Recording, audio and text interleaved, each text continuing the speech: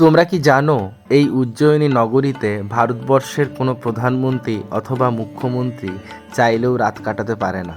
শুনতে অবাক লাগলেও এটাই বাস্তব। আর আমাদের আজকের এই ব্লগ ভারতবর্ষের প্রাচীনতম শহর উজ্জয়িনী এবং মহাকাল মন্দিরকে নিয়েই। তার আগে কত অজানার ইউটিউব চ্যানেলে তোমাদেরকে আরও একবার স্বাগত জানাই। দুর্গাপুর থেকে রাত্রেবেলায় সিপ্রা এক্সপ্রেসে করে আমরা পরিবারের 8জন সদস্য মিলে ট্রেনে চেপেছিলাম। প্রায় 24 ঘন্টার যাত্রা শেষে উজ্জয়িনীতে যখন নামলাম তখন ঘড়ির কাঁটায় প্রায় 10টা ছুঁই ছুঁই। প্রায় 5000 বছরের পুরনো এই উজ্জয়িনের ইতিহাস। এর আরেক নাম হলো অবন্তিকা। দ্বাদশ জ্যোতির্লিঙ্গের এক জ্যোতির্লিঙ্গ এখানে বিরাজমান। মহাদেব এখানে মহাকাল রূপেই পরিচিত এবং তিনি বিরাজ করছেন জাগ্রত রূপে। রাত্রে ঘুমিয়ে সকাল হবার সাথে সাথেই আমরা সবাই মিলে চলে গেলাম আমাদের হোটেল থেকে অনতিদূরেই অবস্থিত রামঘাটের উদ্দেশ্যে। ইতিহাস প্রসিদ্ধ এই ঘাট, কথিত আছে চিত্রকূট যাবার সময় রাম, লক্ষ্মণ এবং সীতা এই ঘাটে স্নান করেছিলেন। পুরাণ ঘাটলে পাওয়া যায় ভগবান বিষ্ণু অমৃতের ভাণ্ডার থেকে কয়েক ফোঁটা এই ঘাটে ফেলে দিয়েছিলেন। হিন্দু পুরাণ অনুযায়ী এই ঘাটে স্নান করলে মানুষ তার সমস্ত পাপ থেকে মুক্তি পায়। তাই আমরাও একটু পাপ মোচনের জন্য এই ঘাটে স্নান সেরে নিলাম। এবং তোমরা জানলে অবাক হবে, এই ঘাটেই 12 বছর পর পর কুম্ভ মেলা অনুষ্ঠিত হয়। ও বলতে ভুলে গেছি, এই নদীটার নাম হলো সিপ্রা।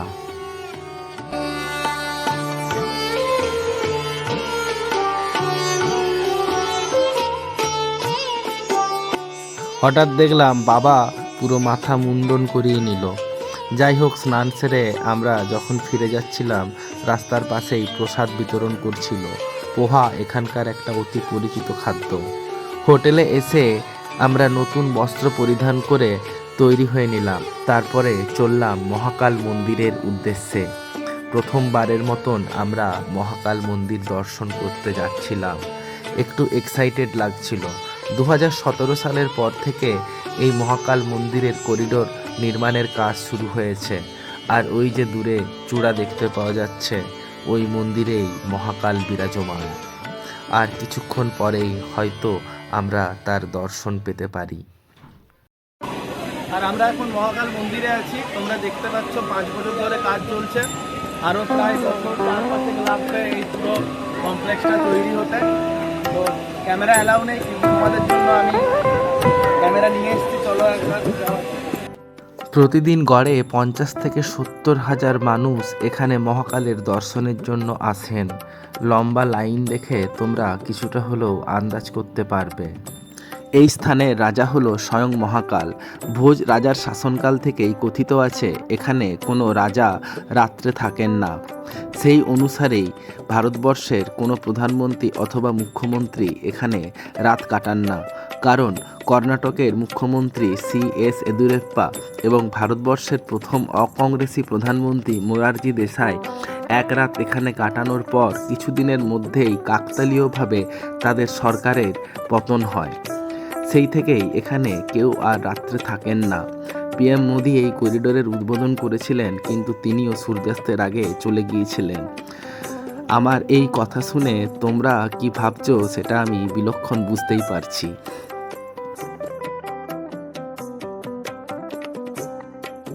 বর্তমানে এই করিডোরই হয়ে উঠেছে মহাকাল মন্দিরের আকর্ষণের অন্যতম কেন্দ্রবিন্দু।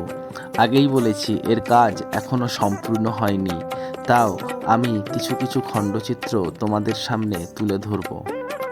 প্রায় 200 পরিবারকে এখান থেকে স্থানান্তরিত করে নতুন জায়গায় তাদের বসবাসের ঠিকানা গড়ে দেওয়া, তাদের জন্য বিশ্বমানের স্কুল এবং হসপিটাল নির্মাণ করা, সমস্ত কিছু করে তবে এই করিডোর নির্মাণ করা হয়েছে।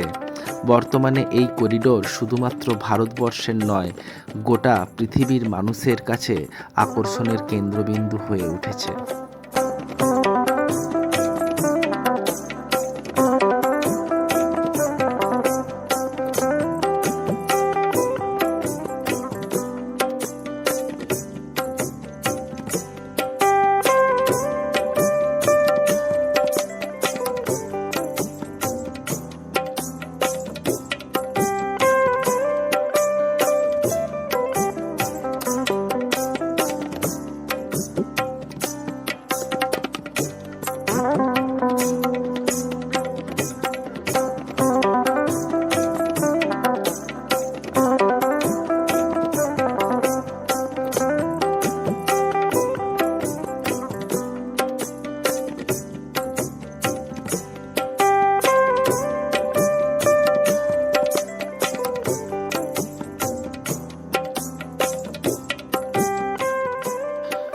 এই মহাকাল মন্দিরের গর্ভগৃহের ভেতরে মহাকালের অর্থাৎ শিবলিঙ্গের ঠিক ওপরেই আছে কালচক্র।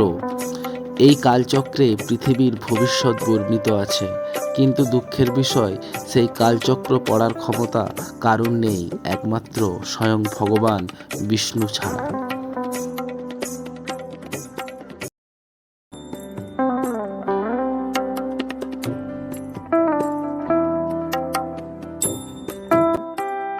এই মহাকাল মন্দিরের অন্যতম আকর্ষণের কেন্দ্রবিন্দু হল ভস্য আরতি, যার জন্য রাত্রি 12টার থেকে লাইন দিতে হয় এবং টিকিট কাটতে হয় প্রায় 1 মাস আগে। সমস্ত জাগতিক দুঃখ কষ্টকে দূরে সরিয়ে রেখে মানুষ এখানে অপেক্ষা করে ভস্য আরতি দেখার জন্য। এক দীর্ঘ সময়ের প্রতীক্ষার অবসান হয়, তখন হর হর মহাদেব বলে সবাই আস্তে আস্তে যেতে শুরু করে। এক অনির্বচনীয় রাত আমার জীবনের। পুরাণ মতে এই অবন্তী নগরে পুষণ বলে এক দৈত্য ছিল, যার অত্যাচারে অতিষ্ঠ হয়ে এখানকার মানুষেরা মহাদেবের কাছে প্রার্থনা করেছিলেন এবং মহাদেব নিজে আবির্ভূত হয়ে তাকে ভস্য করেছিল তৃতীয় চক্ষু দিয়ে, এবং তার ছাই দিয়ে তিনি নিজে শৃঙ্গার করেছিলেন। সেখান থেকে আজও পর্যন্ত এখানে মহাদেবের আরতি হয় ছাই দ্বারা। ঈশ্বর নিরাকার, কিন্তু ভক্তরা তাকে প্রথমে সাকার রূপে নিয়ে আসেন, তারপরে তার শৃঙ্গার করেন। সমস্ত কাল যার অধীনে তিনিই তো মহাকাল। আর এই মহাকালের আরতি দেখতে গেলে প্রচুর পরিমাণে পজিটিভ এনার্জির ভাইব্রেশন ওখানে হয়। তোমার শরীর এবং মন যদি পারমিট না করে, তাহলে এই আরতি দেখার পর তুমি বিকেলের মধ্যে অসুস্থ হয়ে পড়বে। প্রচুর মানুষকে দেখা গেছে যারা আরতি দেখার পর অসুস্থ হয়ে পড়েছিলেন, কিন্তু আমাদের কারোরই সেরকম কিছু হয়নি। যাই হোক, তারপরে আমরা রামঘাটে কিছু পুজো অর্চনা সেরে নিয়েছিলাম। সেই রিচুয়ালসগুলোই আমরা পালন করছিলাম। কথাতেই আছে, বিশ্বাসে মিলায় বস্তু তর্কে বহুদূর।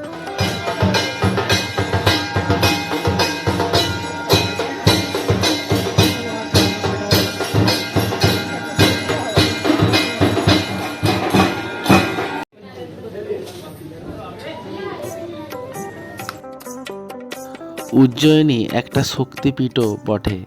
যাই হোক, আমরা এরপরে সাইট সিনের জন্য বেরোলাম। এখানকার আরেকটা জাগ্রত মন্দির হলো বাবা কাল ভৈরবের মন্দির। তোমরা ভিড়টা শুধু দেখো একবার।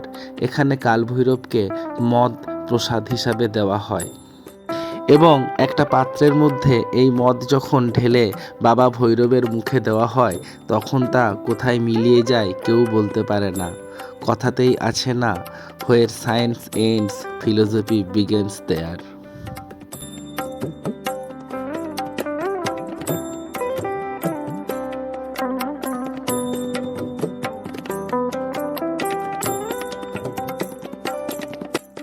এই শিপ্রা নদীকে কেন্দ্র করেই মধ্যপ্রদেশের এই ধর্মীয় স্থানগুলো গড়ে উঠেছে।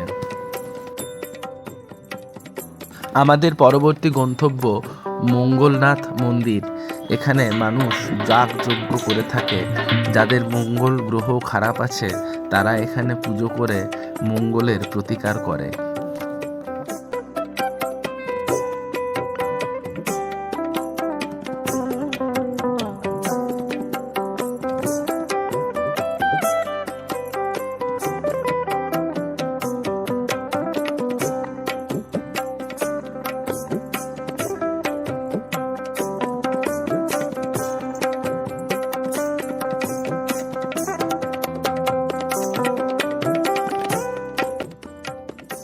এটা হলো মহর্ষি সন্দীপন মুনির আশ্রম। যারা ছোটবেলায় শ্রীকৃষ্ণ দেখেছো তারা জানো শ্রীকৃষ্ণের গুরু হলেন সন্দীপনী মুনি। তিনি তার ছোটবেলায় সমস্ত শিক্ষা দীক্ষা এখান থেকেই নিয়েছিলেন। এবং যারা বিক্রমাদিত্যের তাল বেতালের গল্প পড়েছিলে তারাও জানো এই যে পুকুর, এর পাশে একটা ছোট্ট ঘর আছে, এখানেই বিক্রমাদিত্য তাল এবং বেতালকে বশ করেছিল।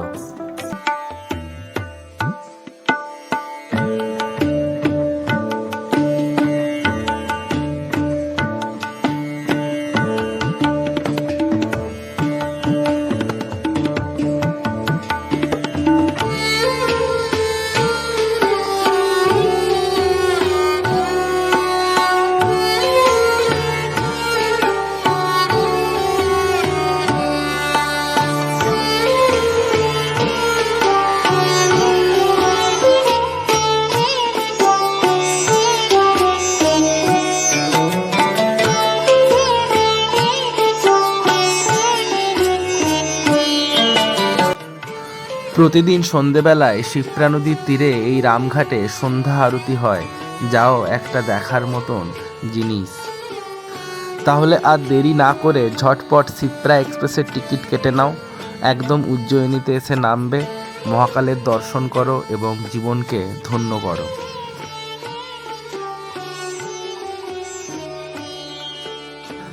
বিড়াল তো সব জায়গাতেই দুধ খায়, কিন্তু বাঙালিরা যেখানেই যায় না কেন লোকাল কিছু খাবারের সন্ধান করে।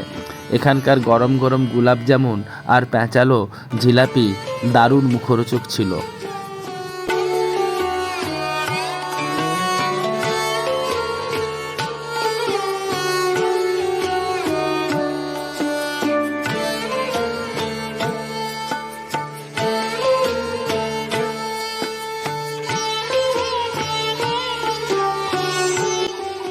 আর এটা হলো ভাং, বাবার প্রসাদ।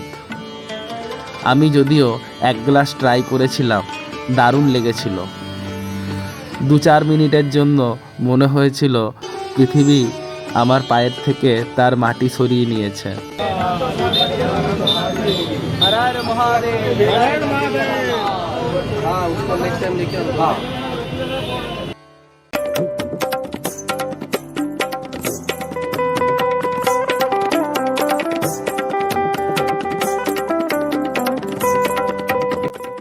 এটা ছিল আমাদের ভিডিওর প্রথম পর্ব।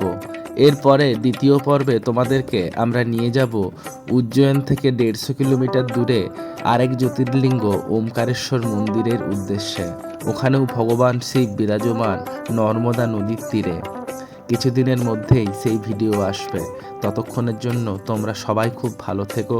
টাটা, জয় মহাকাল, হর হর মহাদেব।